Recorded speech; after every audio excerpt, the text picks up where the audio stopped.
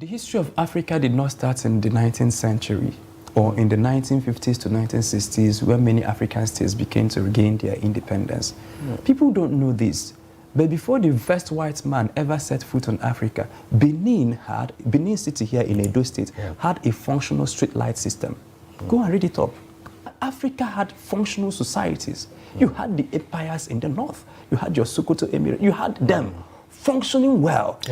Africa had systems that were working across cultures before you now try to tell us everybody to migrate.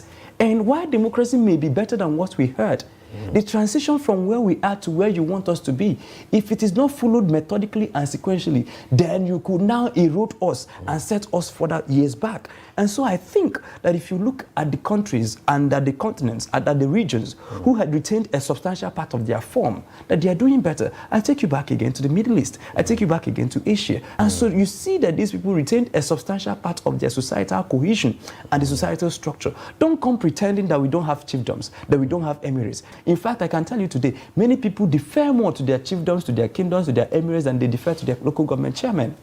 And so why do you then want to force us? And today you have used the laws to break down those emirates, to break down those, you saw the change, their influence, to whittle the influence. I think that Africa has to have a fundamental rethink. So are we going to focus on the form, or are we going to really look at the substance? Whether we're adopting periodic elections, peaceful transitions, or whatever, the metrics is not on whether APC won, PDP lose, Labour Party won. The metrics is the average of the average life.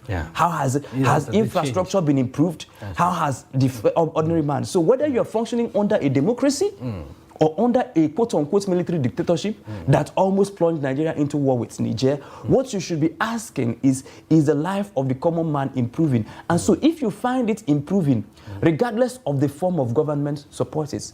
That is what happened, the mistake Africa made with Libya, that we wanted to get democracy by all means in Libya. Today, you have set back Libya by at least a factor of 100 years.